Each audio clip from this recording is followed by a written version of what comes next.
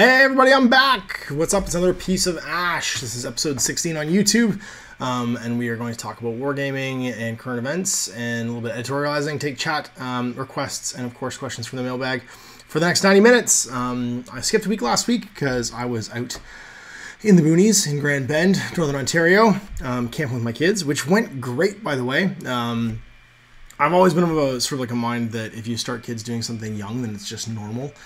And like traveling is one of those things, right? If kids are in the car all the time, or just going out in public, like going to the mall, going like out to parks and stuff like that, being around other people, the earlier they start doing it, the more like normal it is. And you can always tell kids in a restaurant whose parents kind of just kept them at home and had them run their lives when they were young, because they're always ones screaming and wanting everything. So it was great. My 2-year-old, my 4-year-old, just like, well, 3-year-old's almost 4 now. Just like took right to it. No problem sleeping outside, sleeping in sleeping bags. Like, it was rad. And everybody had a great time. My wife even had a good time, which is crazy because she hates camping. And she was like super ready to go and hang out again and like making plans to do it again. So, of course, the big news this week, I got back from the sticks and I had no data on my phone. So that's why I had everything preloaded to go. You guys saw all of my stuff posted automatically, which means one, that works, which is really sort of like nice. I can have everything post and it goes to YouTube. I schedule things on YouTube, and then 5 minutes later it posts to Patreon, it posts to my Facebook page, and that actually worked. Like, it was nice to, like, for once the automation did what it was supposed to do and actually worked. But two, I didn't see anything leading up to this, and I got home, I was driving home, I got home late Friday night, and saw all these postings that there's 3 companies this past week that had shut down right after Gen Con, which I thought was kind of strange. 2 UK companies and a US company. We had On the Lamb Games, which is a neat little company that made a game called Endless Fantasy Tactics. Kind of a chibi stuff. It's not really chibi, but it's sort of a chibi. It's more like a video game style, Final Fantasy-esque sort of game. Super neat, beautiful models, like really, really cool. There's links in the video description below to all the companies if you want to go check them out. Because you should, if you're going to watch this and you want some perspective on these companies and what they made, and why this is so sad, go take a look at the work they did right now and just click the links below, because there's some really cool stuff there. The one thing I will say, the other one that went out of the business was Spartan Games. They made Dystopian Wars, Dystopian Legions, Firestorm, Armada, Uncharted Seas. They basically started with Uncharted Seas as like, it was like a fill-in for Man of War. It was a fantasy-based naval game, and they kind of made their bones on naval games, and they expanded a little bit into micro-scale combat games, so like games where you could use like huge robots and dreadnoughts and stuff. And then a few skirmishy ground combat games never really took off, all set in the same universe. Like the Dystopian Wars had Dystopian Legions and a skirmish version, which name I don't remember. And then, of course, Firestorm, Armada. And then they got the Halo license for Halo ground combat and also Halo fleet battles. And they just shut their doors this past week. And then finally, TOR Gaming, who made a really neat little game called RELICS. They made just this really artsy, Brian Froud art style-esque fairies and goblins and little Stitch dudes war game. Beautiful miniatures. Owen uses them a ton actually in Mordheim. He has a bunch of the goblins for that game that are almost classic Labyrinth, like Brian Froud goblins. And it's just so much love put into the company, obviously, and they went out of business this week too. They announced they're closing their doors. Apart from the Halo stuff, because it's already been pulled off the website, any references to the Halo games are gone off the Spartan website already.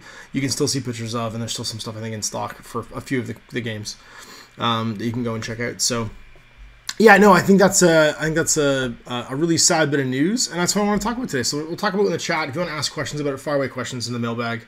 There's already people commenting about it in the chat. I'm going to catch up on the chat right now. On what's sort of been going on with that and where that can come from, because I guess I'll start with an editorial, in that I think it's really hard for customers sometimes to appreciate just how much work goes into a wargaming company, because you have to be good at so many things.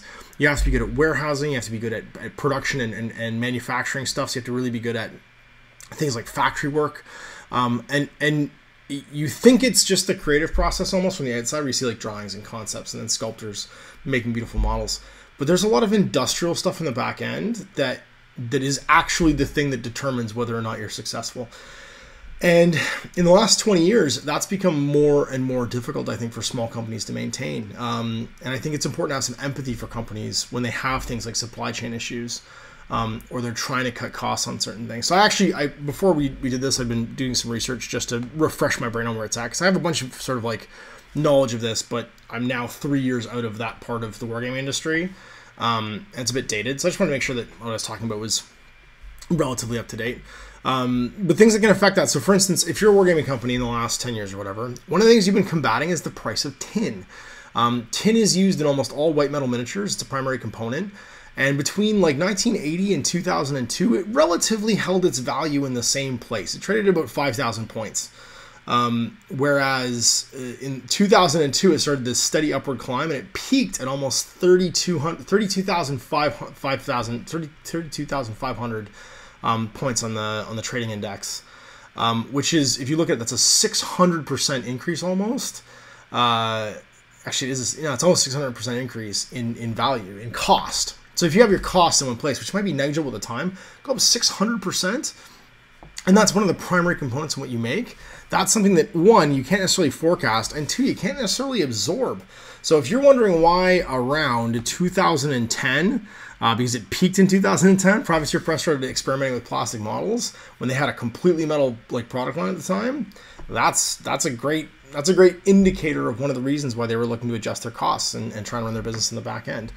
Other things like rising fuel costs. Since the 1990s and early 2000s, gas, petroleum, diesel, all of these things have gone up in value. Diesel in particular in the last 10 years shot up in value because of companies like Amazon and eBay doing things like overnight shipping. The shipping companies, especially domestically in the United States, started using more and more trucks and less planes because trucks were more nimble and they could get small amounts of packages somewhere really quickly. And what that did was it domestically drove the cost of diesel up. Where people used to have diesel cars because they were more efficient and they would burn for longer and the gas was actually cheaper, now all of a sudden they were stuck with much higher per gallon prices in the US and in Canada also, because of course it knocked on into Canada. And that's a thing that, again, gets passed on to the consumer. So shipping costs would go up all of a sudden. It also affected international shipping costs. And with the advent of things like the internet, your customers can be from all over the place. If you're shipping for you, unless you're going to pay the shipping effectively to get things to people, that can be an unassumed cost that A, drives customers away because you might primarily make your sales through the internet, or B, you just can't absorb yourself, right? Because you're a small company, you're counting nickels between now and then. That knocks on everything from property. If you need a fixed location, so renting warehouse space, property costs in North America and the UK just exponentially keep skyrocketing. All three of these companies have affiliation to those two places. So in the UK, there's two here, Spartan Games and TOR Gaming. You can't just do this out of your basement unless you are so small, like you're just doing garage kits. If you have a full product line to do a game, you need to have an off-site space for a bunch of reasons. You have to have it insured. You have to have a space that trucks can potentially come and do pickups from, things like UPS can come and do pickups from, and then you can just pack and ship out of. It takes up a lot of space just storing the packaging to ship things, like the boxes, the bubble wrap, packing peanuts, whatever. There's a huge amount of space. So it's really interesting to see some of these go, and I think it was worthwhile just sort of discussing all of the back-end stuff that you might not think about in a wargaming company, but can be completely out of the company's control. With a larger volume of sales, for instance, like Games Workshop, they can more readily absorb those things, and it allows them to take more time to adjust sort of properly so the consumer doesn't necessarily see it. But even they've had, of course, price increases over the years to reflect these things. They've gone away from metal because the cost of metal kept inflating and inflating. And of course, they've done things like centralize their own locations, so having their own warehouses in places they can ship more appropriately and keep costs of shipping down, both for the consumer and themselves. And that's a big that's a big thing that they need to do. So it affects everybody top to bottom, but the difference is in scale. You can absorb those changes a little bit more when you're Games Workshop versus when you're a company like Spartan, for instance. They picked up a big license like Halo, which they had to pay for up front, and if they didn't recoup the capital on it, if it didn't sell as well as they were thinking they were going to, or they had some kind of hurdle that came in even just in production, and that can be everything from we got this license, that's awesome, but part of the license means we need approval on everything we make. So now your release schedule is all mixed up because maybe the person you're sending to approval for keeps sending things back and saying it's not X or it's not Y. There can be all kinds of internal stuff there that can cause big problems. And so, yeah, I think it's worth discussing because I think it's something that we don't talk about enough as wargamers. We usually, if you look at the internet and its focus on why did a company go out of business or why is a company going out of business, it's always things like pricing, which are actually a reflection of all those back-end things because it's the the company usually trying to offset that stuff and still be able to pay paychecks at the end of the day, and you know, have people make a living and want to keep working there. Or it's about things like design, like the game. Oh, they went out of business because their game was no good. That might be the reason why their company didn't grow in sales necessarily. And growing in sales might have helped, but in the short term, if you're a small company, that might not have been actually the thing that caught you out and you know, broke the bank for you. And there's all these little internal things that can just make it go awry, and these poor little companies can't control. And I would guess that all three of these businesses, it won't be any one of the things I just talked about. It's probably a snowballing over time effect of lots of those things. Sales not necessarily getting to where they want them to be for certain things. And then all of these back-end costs that you guys never really see that mount up. They can be little hits and little hits and little hits until you get to the point where there's just nothing in the bank to pay the next round of bills, right? And you have to make a decision, what are we going to do? So have some empathy. If you do see the stuff and you like it, of course, it will help them out to go and pick up whatever odds and ends they have lying around still. And here's good luck to the IPs. I hope that someone might come along for some of these molds and IPs and stuff and pick them up, because they're beautiful models, and it'll be sad to see them go. The TOR stuff, all the spaceship stuff, and of course, the beautiful models from Endless Fantasy Tactics are just great collector's pieces now. So if you do like them, I'm sure it'll help with the company, you know, in their sort of like closing down phase that they're doing to get little cash injections. You should go pick them up, because you might not ever have the chance again, right? It might not be an IP anyone's interested in buying, and so they go the way of the dodo, and they're no longer available to you guys. So let's see what the chat's saying about this. Araya says, I think looking at listing 4 different games and then having to add etc. is pretty solid evidence of what killed Spartan Games. That's interesting, because I would say that was actually one of Spartan's strengths, because I don't know if you played the Spartan games, but they, for the most part, ran on the same core mechanics. They were opposed dice pool games. And some use fancy dice, so like when they got to the Halo stuff, they used proprietary dice to have that system, but it was still mechanically the same thing, right? It made the game different enough that you could have it be off to one side and be the Halo game, but it still felt like an opposed dice pool game, just like the other stuff in their systems. And so you had games running on relatively the same engine. And what that means is that when you have, let's say, 4 different games, what you really have is just an expanded product line. Because guys can hop game to game and be familiar already with the basic core mechanics. So it was not really a huge stretch to hop from things like Dystopian Legions to Firestorm Armada to Uncharted Seas, because they shared a lot of universal similarities that meant that what you were playing was you're playing a family of games, and then it was what models do I feel like painting. And even the scenery and stuff, like you didn't need anything different to play Halo Fleet Battles than to play Firestorm Armada, right? You didn't need anything different to play Uncharted Seas than you needed to play Dystopian Legions. So you're talking about really 2 collections of terrain. As far as like that goes, making other games, I think they did it in the smartest way possible to try and expand their product lines and make them interesting, while still keeping the games a family and having it be familiar. So if you were a fan of Spartan Games, you could play almost any of their games and jump between one or the other and feel like it's okay. So I do understand what you're saying there, is like trying to support a whole bunch of systems at the same time. I think when it came to that, their strategy wasn't bad, because it was them trying to expand different things that they sold, and it's the wider philosophy instead of the deeper philosophy. You can do one game and go really deep into it. The problem there is potentially you're just going to the same watering hole and asking for money over and over again. Whereas if you go wider, what you're doing is your existing customers might come along with you, but you also open up avenues to customers you might not have already who are interested in that type of game. And so what happens is your subscription customers, the ones who are going to stay with you forever because they like the style game you play, will probably hop on and try the new game system, and they're like your initial customer base, but then you've opened the door to new customers coming in. And so I don't think it's a bad strategy to try and expand your sales. Blackjack Review says, didn't Cypher Studios also go to business? That was a while ago, actually. They got bought up by Soda Pop. And I think actually Dave, I'm going to look down a bit further. Yeah, Dave answers it. Dave, my buddy Dave Toast, and he answered it already. I'm going to let him answer that one. But yeah, no, Cypher got picked up by Soda Pop, and then I think liquidated afterwards. What else we got here? Paul Vidal says, only the strong survive. I'm going to add that and say only the strong and the lucky, because sometimes it can be down to just plain a roll of the dice and fate, whether or not you succeed or fail. What else we got? I heard from some people they literally released 2 new factions for a game, made them 2-player star set, and then never released anything else for those factions. Seems like a bad idea for Spartan Games. I honestly don't know that much about it. I played a bit of Firestorm Armada, a bit of Dystopian Wars, a bit of what was the other one? Halo Fleet Battles, but I wasn't following them closely enough to know what the release schedule and stuff was like. What else we got? Blackjack Review says, I didn't know that. I played Anima Tactics and Eldorado. I know that Anima was discontinued, but I didn't know about the other one. Yeah, Ninja Division did discontinue both of those games, which were quite good. Oh, I'm all furious. We got a lot of high ashes in here. Just started. Hi, everybody. Spartan had some nice IPs. I hope someone will pick them up. Yeah, me too. FSA is pretty cool. Firestorm Armada. Gotta get my question is, have you heard of Stonehaven Miniatures? I just ordered some, and they're really nice RPG figs. Well, let's go have a look. Stonehaven Miniatures. You guys can Google along with me and see what you think. RPG stuff. They have gnomes and dwarves. I like it already. Oh, they're pretty cool, yeah. They apparently have just done a Kickstarter, and they're focusing on, like, short folks. So, dwarves, trolls, gnomes, halflings, elves. Those are quite nice, yeah. Those are very nice.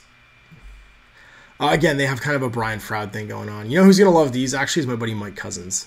I will send a link to him after this before. Epic Tech Studios Mike, he loves this kind of stuff. If you guys haven't watched the Let's Play for Ghost Archipelago, he just painted up an entire Duck War band.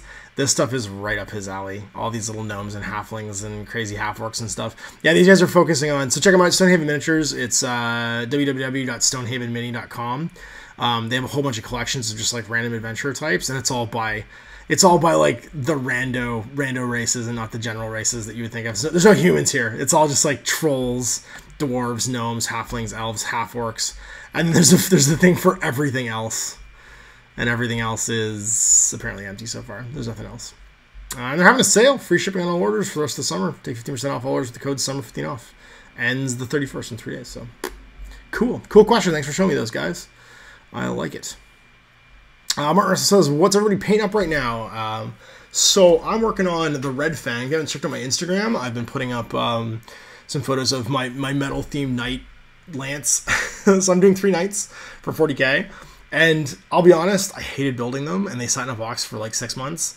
And then I primed them and airbrushed them, and then I hated that part too, so they sat in a box for 6 months. But now that I've finally started painting them, I'm actually really enjoying it because it's very process-driven. I left them all in sub-assemblies, and that means they're all in pieces, so I can get to everything really. And I've just done everything up to the top of the torso, basically. So I've done everything from the legs down. So I've done like the shin pads. I kept all the shin pads off, painted them all separately. I did the legs. I've done the base. I gotta add some stack grass to the base, some cluffs or tufts and stuff. But then I did all my logos and stuff, and they're all themed after different metal bands. So I've done the first half of the painting on the Red Fang, and I really enjoyed it because like when you're just painting one piece to completion, and it's not that many colors, it's actually really like just robotic and therapeutic. And I caught up on all the TV I'd missed. I caught up on the Strain and Rick and Morty and other stuff last night, actually, and just painted a whole bunch. I'm going to do it again tonight. My wife's going to yoga tonight, so it's like my night to just like put the kids in bed and then chill it and catch up on Game of Thrones and whatever else I haven't seen yet, which should be fun. But yeah, no, so the Red Fang is like half completed, and I've got all the airbrushing done on the Mastodon, and then the Baroness is going to get built, and those are my 3. And I posted pictures of them to the Facebook, the 40K Facebook group, the big one, today, and everybody asked me for what their theme songs should be. So I think I had to pick three theme songs basically for each of the nights, and it was going to be Prehistoric Dog for Red Fang, Rise for the Baroness, and then Mastodon was of course going to be Blood and Thunder, because Blood and Thunder, of course. And if you have no idea what I'm talking about, those are all just songs by 3 different metal bands. The only, of course, like restriction is I'm picking metal bands that have one name, because all kinds of other bands I would pick, but their names aren't one word, and I want them all to be one word. So it's like I can't do like the Orange Goblin. maybe that'll be like an Orc Fighter Bomber or something like that I do later on.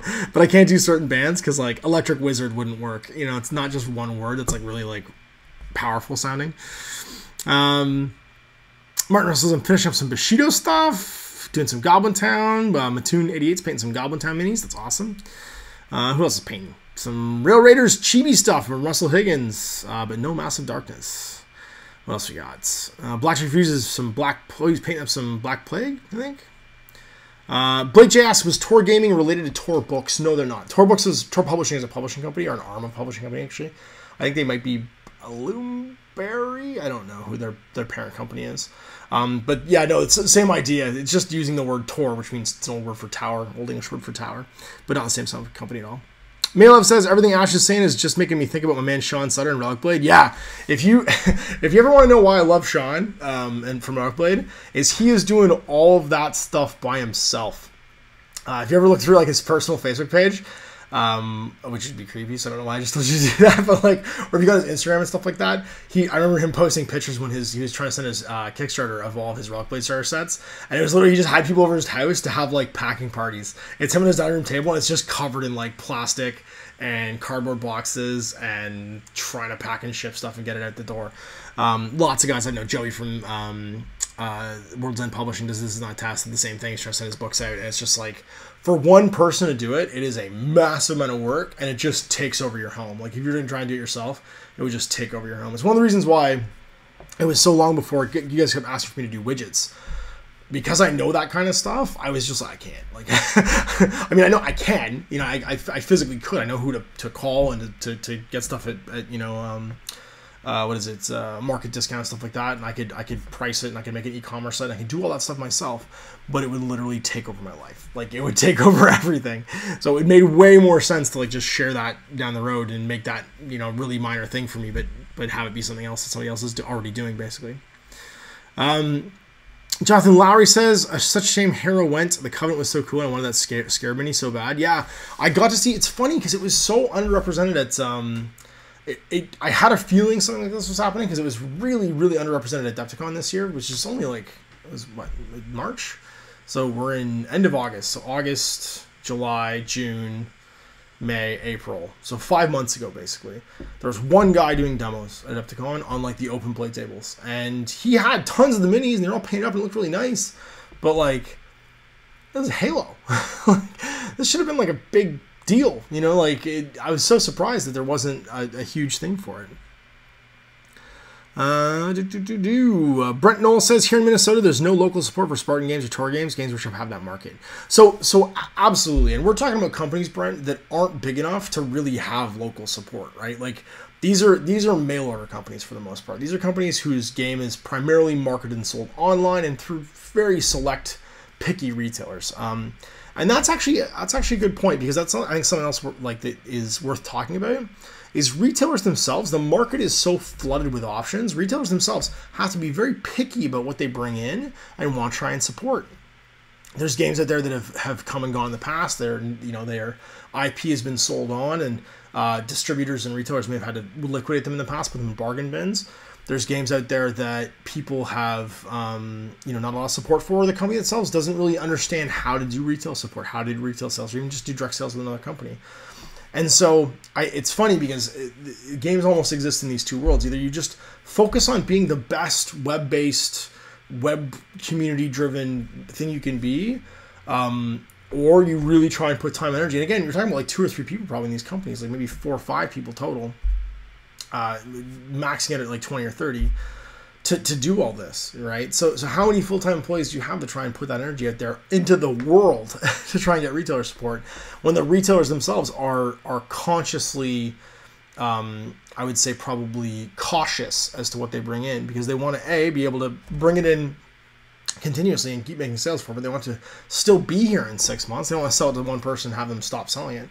They want a formula where you're both going to make money, right? And it's very risky to try and invest in something that may or may not work. So it's interesting. I think we've got a lot of companies out there that the consumer doesn't understand necessarily what they are. Are we a web-based community that's just trying to be a fun little light game that you play at home and you order everything online? Or are we a retailer-driven, out there community, which is very powerful, because all of a sudden you're off the internet and you're a real boy. People see you playing the game out in the wild, and it really changes people's opinions.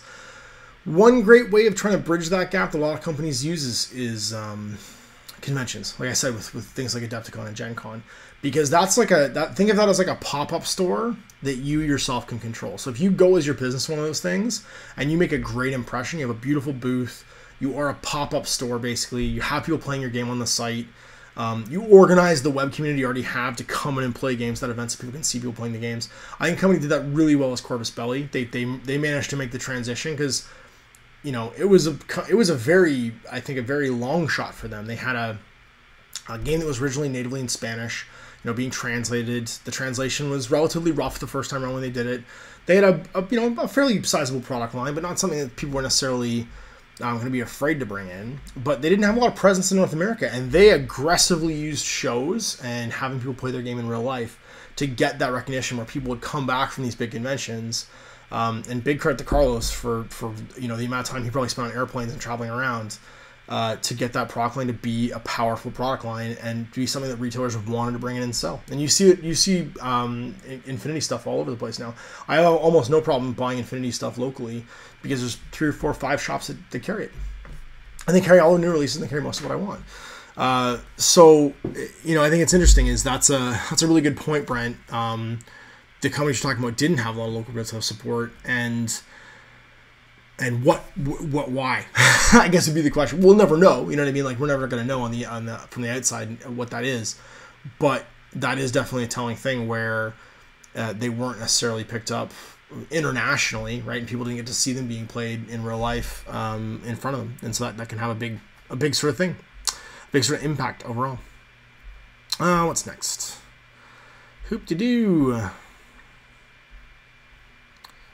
Oh, geez. I've missed so much of the chat now. It's crazy. Here we go. I know that one thing that's happening with my Relic in my area is the $100 cost to start for such a small game scale is what's stopping people from playing. I think $100 is about the sweet spot. I do think that because I will say one thing I saw about Relic when I started playing, or I started reading the rulebook, the new rulebook, was it didn't feel like a skirmish. It felt bigger than a skirmish game. It felt bigger than, here's the 10 or 12 models I really like, let's paint them and play. Because there was units of 5 to 10 guys.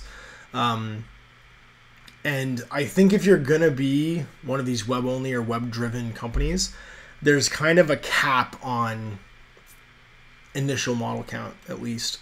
You need to have a playable real boy game size that's under 20 models, I would say. And I'm sure there was something like that for Rocknet, but it could be done. But you want rulebook plus starter set to be less than $100, and that usually will make it so that you're a little more attractive to these people who want what you guys have heard me call a miniature tasting. They want it to be tapas. They want to go and try a lot of little things and see what they like. And I think that's a smart play on the sort of the companies like Privateer Press and Corvus Belli and Kumini with their starter sets, where they have these great little, if you just get what's in this box, here's the rules are free online, everything to play is free online, here's just this, go play, and taste and try and see how that is.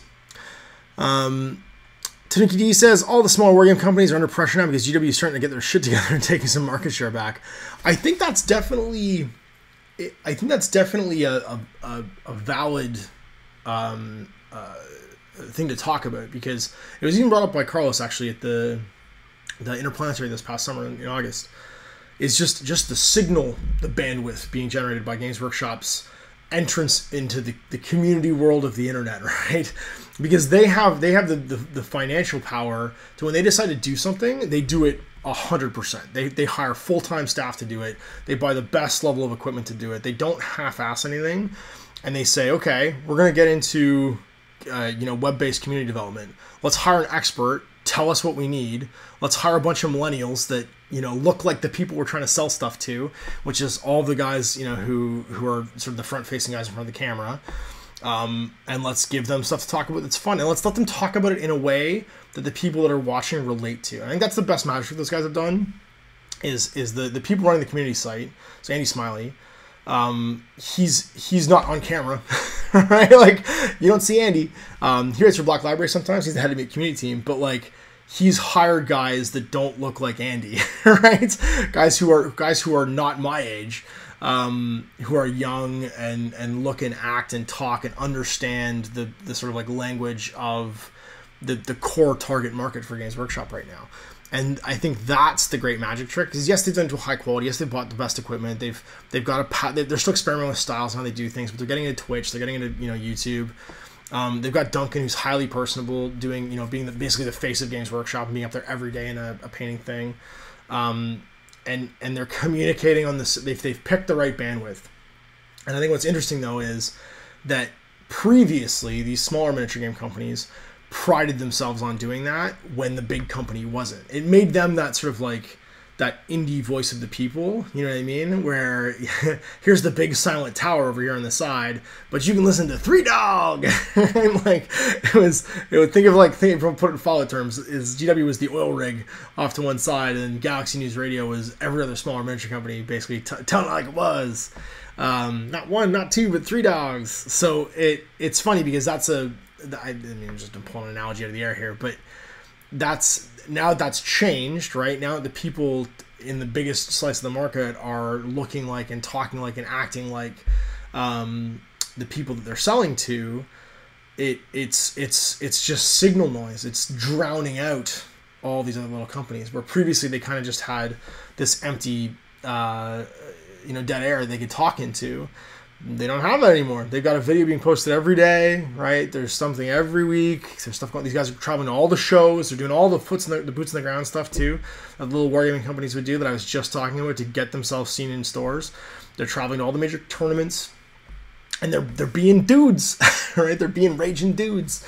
They're being the people that they're trying to sell to, and that's making them. That's giving Games Workshop a very different image than it's had for the last 10 years. And I think the knock-on impact is that's changed the sort of like the amount of like listening potential, I guess, out there, and that's going to have an effect. and so I think that's kind of where we are. It's not just about the money, it's about how easily can you be heard. And yeah, it'll be interesting. Michael I'm going to say this wrong. Zazchek says, it seems hard for UK companies to establish a good foothold here. I'm in Minnesota area, and we see mainly GW, private jet press, and fantasy flight stuff. Yeah, and those are the big. Richard Mitchell agrees. Same thing in my area. Miso asks, with all these companies closing, why do you think PP has had so much success? Is it the rule setter community, etc.? Okay, so I think what I'd like to talk about when I talk about private jet press is how they've gotten to where they are, not necessarily where they are now. Because where they are now is, who knows, right? Like they're still there, they're still making stuff. They've released a whole bunch of new things. That's super cool. But I can definitely, I think I can speak maybe a little bit to what they did that some of these companies that have closed down maybe didn't do. And that's things like when they first started off, they had a really aggressive demo program with the press gang. The press gang was a fantastically successful attempt, I think, to get people playing the game in front of other people. And that, more than anything else, I would say, was what turned them from a Gen Con booth, here's some stuff on the internet company, to a here we are in the stores of people. Because what they did was they took everybody they could, they took anybody that liked their products, and they said, go play it in front of people in stores, go give demos in stores, let us call these stores, let us get the product into stores. And they had a very specific mission to try and get themselves into retailers, and it worked. And it worked quickly. Because in 2003, when they first sort of like started demoing stuff at Gen Con, big time after their RPG and stuff like that, by the end of that year, it was in stores in Canada. And so this is a US-based company, in a niche market. There wasn't a lot of competition back then for these side games, but they had whole racks of stuff. Without a two-player star set, they didn't have a two-player star set at all. They didn't have a two-player star set for the first 2 years. They started with the single-player star sets, but they were on walls. They had the single black and white prime rulebook, and they were on walls all across of Ontario and Greater Ontario area. And I played it when it first came out. It's funny because I actually that year for my staff, because I was looking for something that was not work related to do with my staff, it was just like a fun time thing. After meetings, I bought the starter sets. I bought one of each of the faction stars, all 5 of them at the time, because there was no hordes, it was just War Machine, and gave them as Christmas presents to my staff who were working for me. And we played just we played box battles of the original War Machine. I was playing the Manoth one. Actually, I got them for my boss. Did I buy one for my boss? I thought I did. I think I did. I think I did, or he already had some at the time. And then I gave faction stars to everybody else. And we just played off hours. And it was something that wasn't work related, so we could all just sort of decompress and talk about things. But it worked on us, right? It was a very successful little model where you got a little box of toys. It wasn't super expensive, like $40 for a faction starter, and you could play a game. Had quick start rules right there. So yeah, we'll see. Tanuki D says, I'm worried with Weird in the long term, especially after the new larger scale game looks like a bit of a dud. I mean, who knows? Is it out? I actually don't know if it's out or not yet. I saw it at Adepticon. whether it's done or not, it's gonna. I mean, there's tons of time between now and knowing that, because it needs to go on retailer shelves and see how it does before that's even possible. So we'll see. I think Weird has done a lot of really interesting things in the last little while. They've started listening to the retailers. I know that they've started doing some things like when they have they've knocked off the whole like, we're going to have sales of all of our new releases 6 months earlier, and the retailers won't be able to sell them for 6 months, but everyone's going to have it already. You know what I mean? Thing that seems to be calming down. They seem to be sort of like taking feedback from the retailers, because the retailers for them are, again, a big part of their success. I think it'd be a shame if they had got a bad relationship with them. Greg Cherry says, boom of gaming is blessing and a curse. I support small companies, but there's so many things that I'm interested in. I have to choose where my dollars go. Exactly. That again is a great, I think, example of what happens when the market has too many companies in it. I'm certainly a victim of this. I'd love to play everything, but like even just from like my time point of view, there's a cutoff eventually where like I have a backlog of just like Osprey games to play. That's one company. They don't even make miniatures. North Star makes miniatures, but like just the amount of games I want to try definitely outweigh my pocketbook, and at this point it might just even my time. So like the market has become very crowded, I think, with companies that are trying to be full game companies, and that can be risky because what hasn't been done at this point? What trope hasn't been done? And you've got big licenses getting to the theater too. You got Game of Thrones with Cool Mini coming along, Song of Ice and Fire. That's a rank and flank game. We'll see how that does. You've got Fallout coming through Modifius. They're first-time developer now for a full miniature game, but they've done some great board games. Their Star Trek board game. If you're a fan of like the original Star Trek, the original series Star Trek, oh my god, the models are amazing. I don't know what I'd play them as, but I'd get that board game just to review the models and like just to use them in random games, like to have them be like my latest Rogue Stars crew is just like Shatner in a bunch of red shirts going down and getting killed or something like that. That'd have to be Shatner. It'd have to be because he's Canadian. It'd have to be Bill. But the models are fantastic. So I've seen a bunch of the renders from the stuff they've done with Bethesda. And it should be I think it's out in pre-order later on this month, and it's out later on this year. So big IPs getting in the ring. It's an interesting time, and we'll see. This one's hard. Why Vainwa? The issue though here was Spartan killed their rep so bad, people don't want to support them because they were worried they would drop support for the game. Don't know about the history there. That is always a concern. I think what happens is that's something we talked about earlier with the whole like even just retailers being recalcitrant to support something that they haven't, or they've had to like bargain bin in the past. There's lots of game companies where they brought the IP back. Mutant Chronicles Warzone is an example of that. The game's been around 3 or 4 times now, and that of course leads to hesitation with distributors, especially because the distributors they're all based on demand. They want people to be demanding it before they're going to bring it back in after a point like that, and that can be a real struggle for a company to try and get it somewhere if the distributors won't look at it.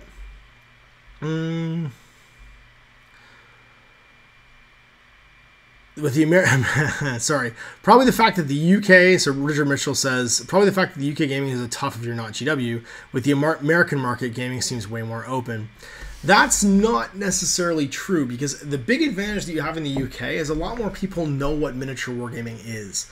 Whereas in North America, it's still something you'd have to explain to people even before you try to get them interested in it. Miniature wargaming is not a common thing here.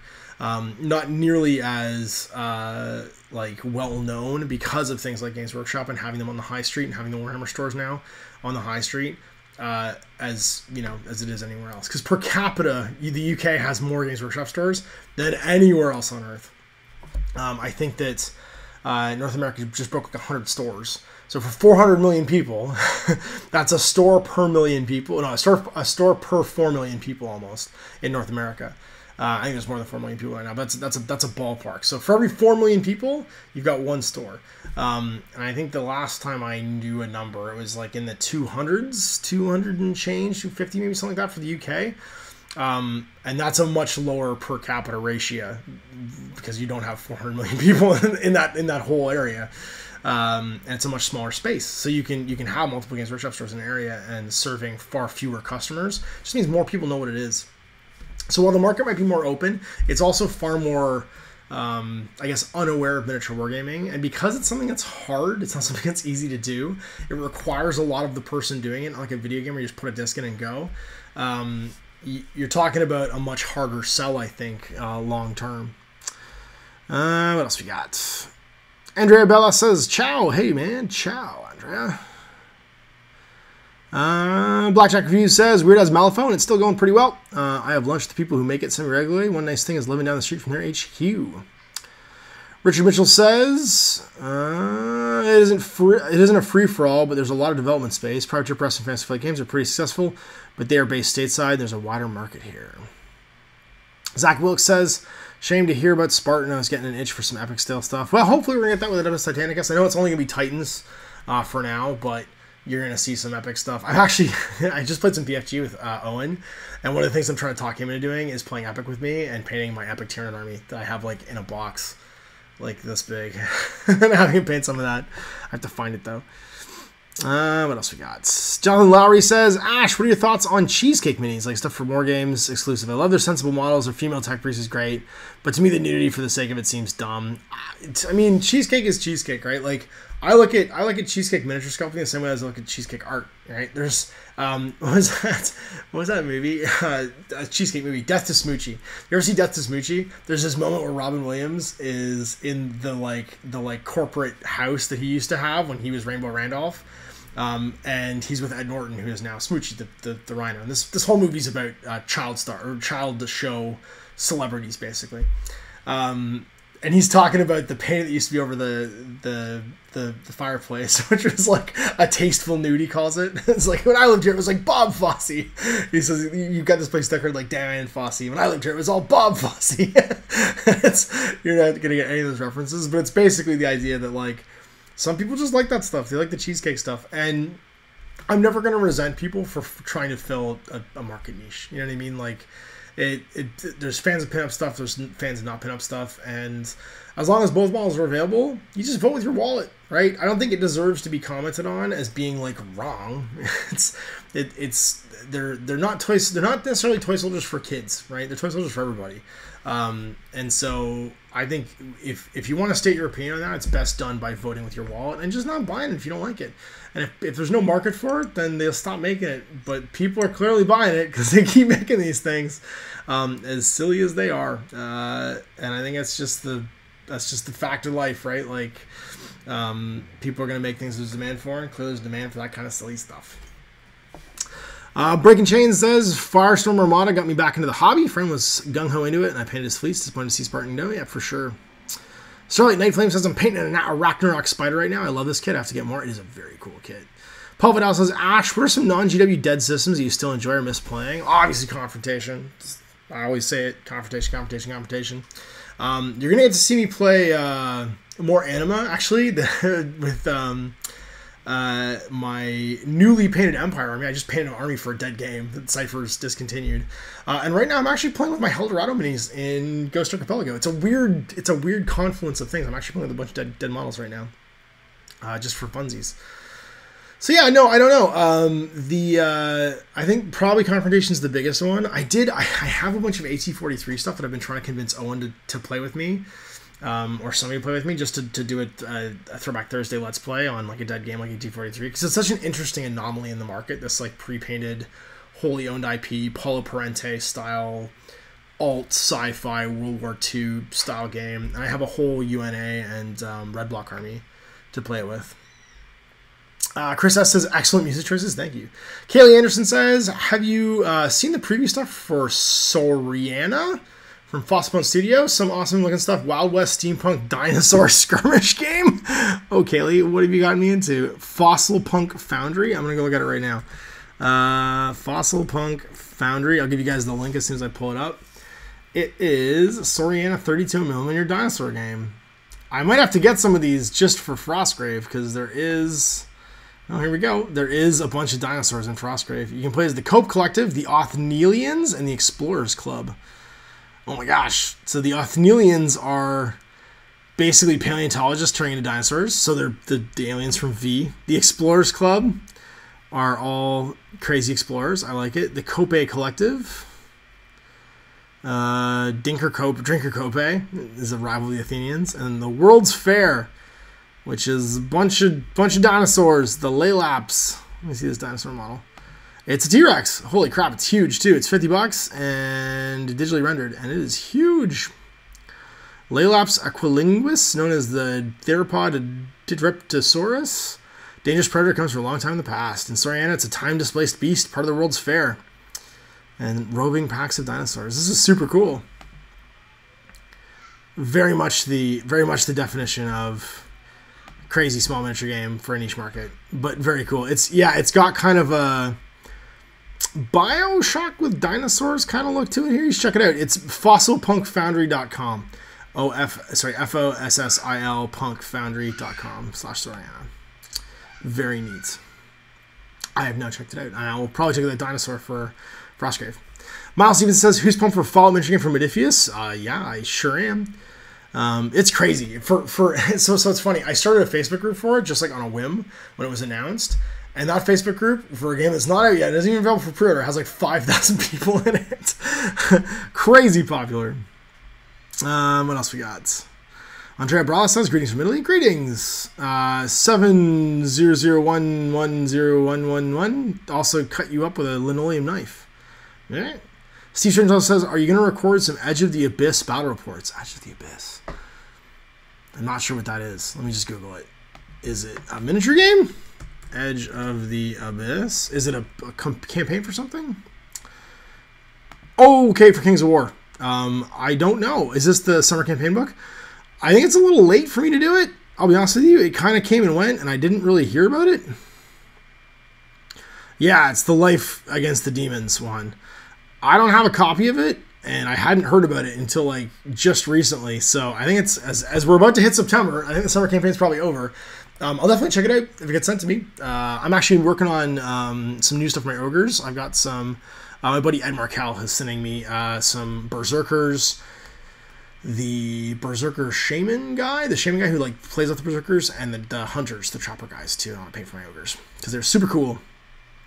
But yeah, no, it probably won't be for the campaign, but I'll definitely have some cool scenarios, and then we'll give them a try. Maylev says, I'm working on a drop fleet commission and also painting up some Cord Bloodbound. Cool. Vincent Lasavio says, Vincent, what's wrong with me? Working on Red Scorpions, Primaris Marines. Cool. Kelly says, painting-wise, I had my first game of Kings of War yesterday, so I'm not trying to get my AOS Undead usable. Yeah, for sure. What's great about Kings of War is that as long as you follow the minimum model count, you can just make some cool diorama bases, and you can repurpose almost any fantasy army from anything, like round-based, square-based, doesn't matter, to be right. I was just recently looking at the irregular shape movement trays from, what's the name of the company?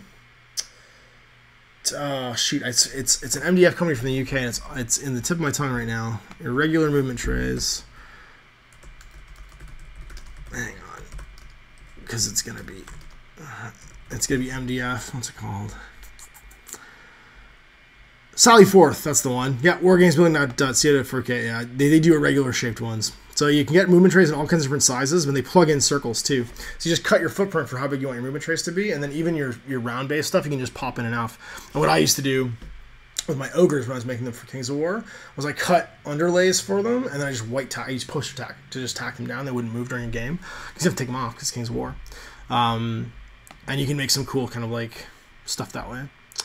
Martin Russell says, have you had a chance to play the Dark Souls board game yet? I finished painting mine and played the first boss there with my boys. Great game, I recommend. Yeah, I played with Owen.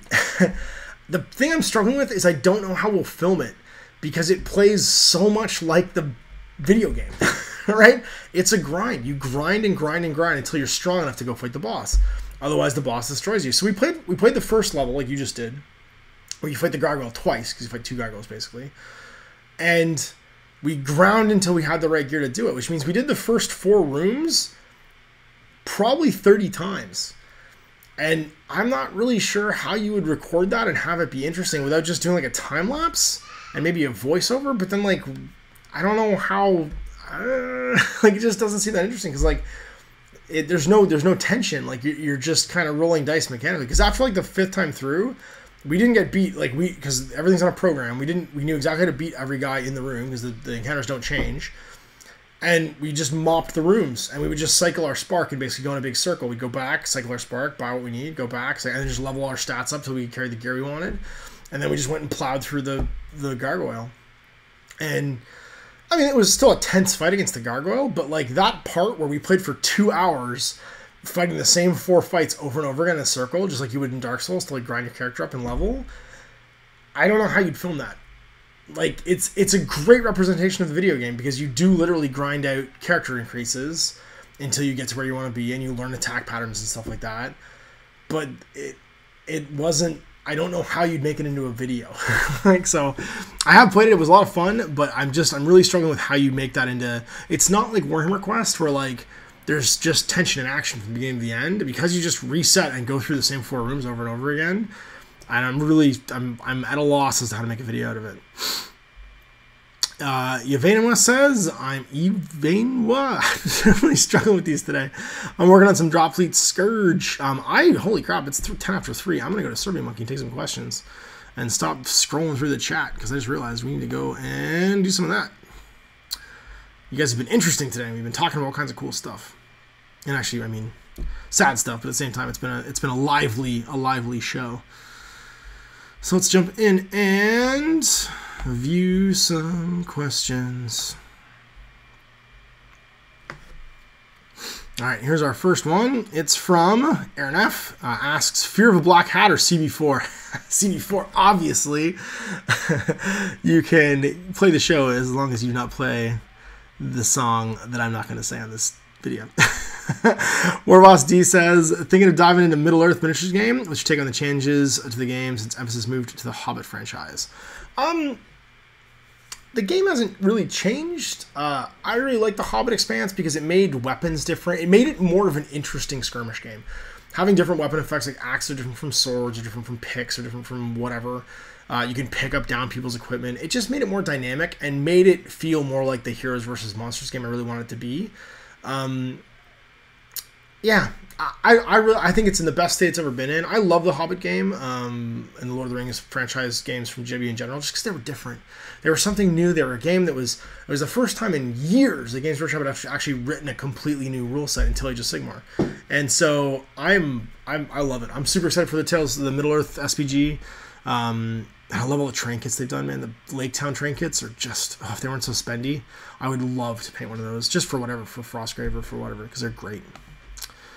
Mr. Meeksies, look at me, says, hey Ash, thoughts on Soul Drinker Space Marine chapter. How can I revamp them theme-wise for the 8th edition without using Primaris Marines? I would actually just use the new Chaos Codex when it comes out, because there's tons of cool stuff in the Chaos Codex. Whatever uses lots of mutations, because that was their whole jam, was they got changed by Tzeentch. You know, Sarpedon has like spider legs, and what was that guy? The guy became like a corn dude who had big fan blades for hands, and then eventually chainsaws for hands, because he lost both his hands. And so eventually he had these 2 sharpened fan blades that he fought with the ends of his arms, and then I think he ended up with chainsaws at the ends of his arms. They're just crazy. Like, just use regular, or use Chaos Space Marine rules for them. And there's tons of, like, Khorne Berserkers would be awesome for that guy in his unit. There's tons of stuff to be super cool. But I think you just use the Chaos rules for them now, because the current Space Marine rules, I mean, I guess the later Soul Drinkers kind of get purified and stuff, but, like, you can do some really cool stuff for, like, the middle of the novels Soul Drinkers, where they have all their crazy mutations and stuff, too. Mirquel asks, I have a ton of the Reaper Cav mech minis. Wondering if you knew a good indie rule set for the battles. Check out Horizon Wars. It's by Osprey Games, and it is a perfect use for those Cav minis because it's a design your own mech game.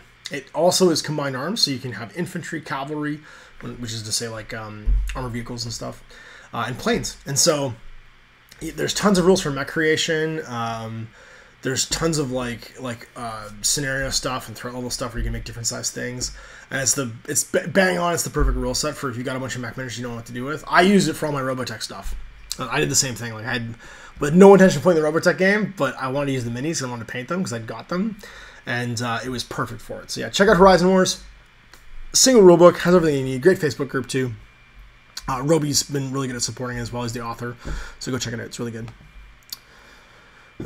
Oxavius asks, is Dark Mechanicus getting rules in 30k through Forge World? I would imagine as we get closer to the end of the story in Horus Heresy through Forge World, you're going to see those guys start to emerge, because the more divergent the Imperium and the rebels become, so that the guys who basically are following Horus and the guys that are following the Emperor, the more stuff like that's going to crop up. Where like right now, you're just basically choosing, is my Mechanicum siding with the good guys, siding with the bad guys? The more crazy and deviant they become, the later books are going to cover that. So I'm sure that once you get to Siege of the Emperor's Palace, you're going to have like crazy demon engine-y Mechanicum stuff, and all that noise will show up. So yeah, just be patient, because that's going to come. And I'm imagining it'll be a mix of whatever you have now plus whatever's available in the future, the new add-on things. James says, hello Ash, I was wondering what your thoughts were on global narrative campaigns like Fate of Connor as a marketing tool. Do you think it's viable for lesser known games? Well, I just finished playing in one for Infinity, which is the Strike Zone Wotan, and it is probably the best run world-ranked campaign I've ever played in. Better than anything Games Workshop's ever done, period. And that's saying something, because this is being run by Beasts of War for Corvus Belli as a service, but they've done a great job. They created a very cool interactive website.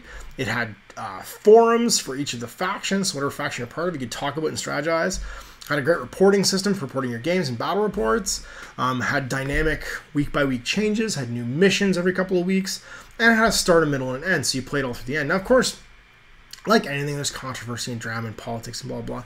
But for the most part, everyone's been really good-natured about it, and the company themselves have jumped in and been really, really just fun with expanding the storyline. So I highly recommend the Beast of War online campaigns. You're ready to play in them for whatever company they're currently supporting. I think they're starting to do it as a service. And I think it definitely made sales. It made me play a whole bunch of games. Right? I paint a whole bunch of stuff, which of course generates into I paint stuff, I buy more stuff, I paint stuff, I buy more stuff. But I think you have to do it right. I think if it's just mail your results blindly into a void and occasionally get email updates, it's less engaging than it is if it's a social media platform. And what Beasts of War and Corvus Belli have done is they've created a social media platform for playing their game that tells a story. And if you're taking notes, Games Workshop, that's what every single thing you do from now on should be. Create some kind of proprietary social media platform that people register to and make profiles for. It even recognized me from the previous campaign, so when I used the same email address to log on, it just kept like a database of all the email addresses. I couldn't see my old results and stuff, but anyone who'd played before with that email address, it gave me a little award that was a veteran of Flamestrike, because I was in Operation Flamestrike as well. So I got like a little badge right from the get-go to say that like I played in this one, I played in the last one as well. It's so simple to do and just really rewarding. Gave you a reason to play games all summer, and of course that translates into sales. So I think when they're integrating social media to get people talking all over the world and playing a game, I think they're fantastic. I think when they're just a story premise and then you're just kind of like blindly reporting, they're less likely to be successful and drive sales. Fluff Matters asks, do you think GW will give Slaanesh the recent Nurgle treatment? I've always wanted an Emperor's Children army, but I'm concerned that I'll convert Noise Marines and then the new shiny ones will be released. That's going to be a concern forever. Never let that stop you. If you're worried about new models replacing whatever you've made, you'll never make new models. Just make what you like, and if new ones come out, add them. That's always been my thing. Like, they're probably going to do some really cool new Space Wolves or Primaris Space Wolves sometimes in the future, or an accessory sprue for Primaris guys with Space Wolves.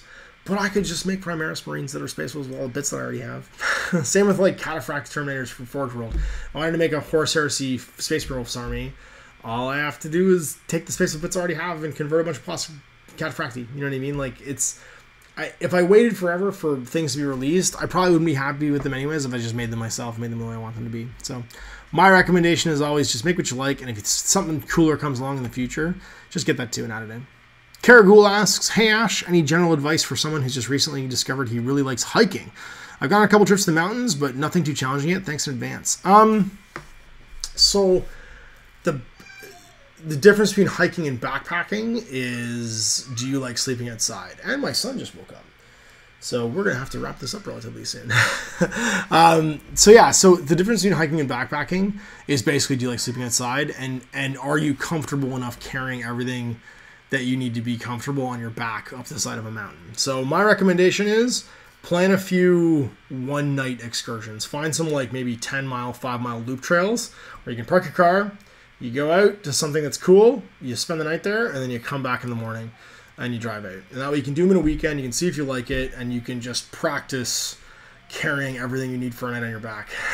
Because that just progressively gets more heavy as you go to, now I'm carrying everything for 2 nights, 3 nights, 5 nights, 7 nights. Because what you're doing is you're adding food. And food is heavy. Now your backpack gets lighter as you go, as you eat what's in your backpack. But whether or not that's for you and how comfortable you're going to be, that's all personal preference. And I would recommend do some overnight excursions before you decide. Televided asks, any chance of a Let's Play for Classic of Titanicus, not Epic, but AT? There's a very good chance of that because I'm painting some Classic Titans right now to play the new Titanicus with. Because I have like this dream in my mind where I just want to play the new Forge World game. I might buy the Forge World models, but like if it's a 2-player Plastic starter set, I'll 100% do it with whatever comes in the starter set. But there's also a cheeky part of me. It's like I want to play this game with 30-year-old measures because I have tons of Titans, and I might paint them up just cause to give it a go. Because it's just an old AT is a super fun game, and I have everything to do it. I even have the styrofoam buildings, so keep bugging me about it because that'll talk me into doing it. Thriller Guerrilla the Kill of Vanilla Wafers asks, I was reading the new Dark Age Chronicles book. That's a reference, by the way, to a what is it? Bad lip reading video. I actually got that. That was pretty good. I was reading the Dark Age Chronicles book, and I see you're acknowledged as inspiring the print version. What was your involvement? What? I don't even know. I didn't even know I was acknowledged in it. If anyone knows what that's about, link me in the comments. Maybe Dave knows. I didn't even know I was acknowledged in any of these books. That's super cool. Yeah, I have no idea, but super cool that that was the case. If it's the St. John one, I just didn't notice I was acknowledged. If it's the new one that came out at Gen Con, that's really even cooler, and I will have to go check it out. The Lonely York says, what do you think of the new designs for GW's minis like the Death Guard? To me, they seem like great places of art, but not so great as toy soldiers. I find them too busy personally. Well, again, I think you just nailed it right there when you say it personally, right? Like, it's all down to personal preference when it comes to miniature design, and again, you vote with your wallet. I love the new Mortarion. I talked about this in my last piece of Ash World when we looked at him, we were like, you compare this to this, and then someone sent me this great meme that was David from Prometheus and Alien Covenant, and it was like, show me Magnus the Red, and he shows or no, it was not David, it wasn't David, it was him playing Magneto, and it was a scene from X-Men where he's talking to Mystique and he's like, show me the real Mystique, and she keeps training other people, and it's like, show me Magnus the Red, and it's the new plastic Magnus the Red. He's like, no, the real Magnus the Red. That's the Forge World one. He's like, no, the real Magnus the Red. That's the old epic one. And he just goes, perfection. Oh my god, it was the best meme ever. I thought that was so funny.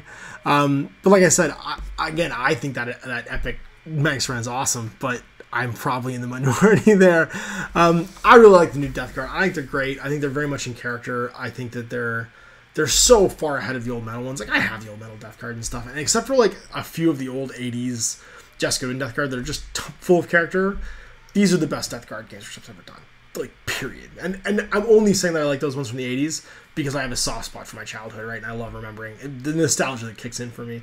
They're fantastic miniatures. If they're too busy for you, just take regular cast space prints and convert them. There's always that too. I am Alfarius, the other Alfarius, that's good timing, asks, do you reckon the GW will continue to release rules for new teams in Blood Bowl? I'm still waiting on rules for vampires and editions. I think so. They've just done the second Death Zone, like part 2 or whatever, with most of the new teams. I think they're going to keep doing those because, again, having re-released Blood Bowl now, they have 10 years to just keep adding a thing a year and some plastic teams, and they can just keep adding to Blood Bowl forever, basically, until they want to do a new edition. Because the core box is back out, so they've got forever to keep on hammering on that and making cool new stuff for Blood Bowl. So I expect you'll see all the teams that existed in Living Rule Book 6 eventually through the Death Zone books. And I'm done all the questions in Survey Monkey. Aaron Freeland says, back to the chat, I heard you're starting Steel Phalanx for Infinity. I'm so excited to see some games that I can paint my models along to. Currently painting my Dactyls and some more Myrmidons next. Yes. Once I get through my stuff for this week, which is I need to paint a couple more Toxic Cult guys because I'm running a Dark Age tournament on Saturday. I need to paint my Knight and 2 of the Vengeance weapon batteries for my 40k stuff, just to add some new stuff for 40k. And then I'm pretty much good to start on something else, and I'm probably going to start working on my Steel Phalanx for Infinity because I really want to get them painted. And because I want to crush out the 300-point box. That's what I'm starting with is the Army box. I want to show over the Army box and play some games with it. Josh Lamar says, Subash building and painting some Sarissa Precision Industrial buildings. Ooh, I wonder if that's for Fallout. That sort of stuff is very nice. Nick, I'm working my way through the Conan board game minis. Awesome. Anthony Lee says, I don't know. I feel like the definitive Halo experience is intrinsic to the first-person shooter. I agree. Halo 1. I don't care about any other games. First game's the only one I want. The Redux, the redo of it was fantastic, but the first one. Miso says, also part of the problem with that Halo is an IP on the down. Most video gamers like things like Overwatch, PUBG. I don't know what PUBG is. Destiny 2 is releasing. They got the licensing at the wrong time. Yeah, I think it was definitely not at the height of Halo hype. Whereas, like, the Fallout hype right now is still pretty high. I don't think Fallout hype is ever going to go down, but because it's been around since forever. But the Halo hype is certainly not at its peak. Maria says, Asteroid Paint minis again. Hoping to play some Frostgrave. I need a name for an evil wizard for a main mini-campaign antagonist. Obscure pop culture references are not welcome. Well, then it's got to be Necron from Wizards. Yeah, there was a wizard named Necron. He was the bad guy in Ralph Bakshi's Wizards. So you could have it be Necron. Or you could have it be Fistan Daedalus. I would have it be Fistan Daedalus. That's a Dragonlance reference. Fistan Daedalus, the evil wizard that Raceland kills back in time. I'm such a nerd. Kaylee says, and they ruined that taking out Couch Co-op? Couch Co-op? Anthony? Oh, talking about Halo. Yeah, no, I agree. Couch Co-op was the best. I played more Couch Co-op of Halo 1 probably than any other video game ever. We used to worry that what was it? We used to worry that whatchamacallit wasn't hard enough. Legendary wasn't a hard enough setting because we were too good at that point because we've been playing it for too long. What else we got here? Oh my gosh, I've missed so much chat. We're on the down slope here. I'm going to try and get some relevant questions down at the bottom because I've missed so much chat doing the other thing. Mike Feeling says, paint up my blast jet for 40k. Hopefully she's going to blow up some Ash's shit this Sunday. Yes, it's true. Mike's coming to play me. I'm stoked to play your flyers, man. He's doing the orc like flyer wing, which is pretty rad for 40k, and I don't know what I'm going to do against it. So I'm painting Vengeance Punisher cannons to try and shoot down your planes. That's my plan. Brent Knoll says, I like Osprey games. They have great sets for many different periods. Thanks for getting me interested in Rogue Stars and Horizon Wars. Have you tried Gaslight for steampunk games? No, I haven't tried Gaslight yet, actually. But check it out, though. What else we got? Gary Powell says, aren't the whispers coming out for the lead belt saying the scale's changing on? Yeah, it is. It's 10 mil instead of 6 mil. So basically, if you want to just like understand what the scale change is for Adeptus Titanicus, what the size for a Warlord is the size that the Imperator Titan was. So it's about 8 inches tall. The size for the Reaver is the size that the Metal Warlord was. The size for the Warhound is about the size of the old Reaver. So you're talking about basically everything jumped up a scale in size. So it will be significantly bigger. It's not really going to impact my terrain collection very much. But if the rumors are now it's a plastic box set, it's gone away from being like it's forgeable, but it's a plastic multi-part kit, and it comes with 2 Lances of Titans, which means it's going to come with 2 Warlords, 4 Reavers, and 8 Warhounds or 4 Warhounds. Maybe they do 2 and 2. I may do 2. I know the central thing is the Warlord, and then it's Reaver, Warhound, at least maybe 4 Warhounds, maybe 2 packs of 2 Warhounds, but it's a lot of Titans. I mean, even if you just both get a box and play, you got a ton of Titan options right there. But yeah. Ready Nettie says, Epic Magnus rocks. He was so great. He was so silly looking, but amazing. Chris S says, it's not just you. Crazy Cyclops Magus is the best Magnus. True. Craig Cherry says, have you heard of Moonstone? Poker Bluff card game and great mini, so they survive. Never heard of them. I'll check it out. Sean Blake says, oh, snap, a live show. Yeah, but it's about to end because my kid just woke up and now he's gone from like talking to himself happily to yelling. So we're going to be done in a second. Anthony Little says, Ash, what advice, this will be last question, would you give to someone after making a rule set without minis and getting it taken seriously? Play the game in front of people. If you want it taken seriously, play it and show people how fun it is. Film yourself playing it, take pictures of you playing it, play the game and show it to as many people as you can. If you want to take it seriously, watch people have fun playing it. And that's my number one piece of advice, is that if people play a game, then it's a real game all of a sudden. So anyway, the boy's up, which means our time is done, sadly. And I will see you guys next time on Monday. It'll be the patron piece of Ash, which you guys will see live after it's done airing and stuff. But it's my private chat with the patrons, so we can have a catch up and see how things are going.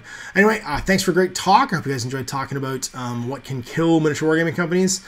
And of course, you know, just some inside stuff on what's going on in the studio and what's going on with me. So we'll see you guys next time for more Piece of Ash. Till then, I'm Ash. Have Wargaming.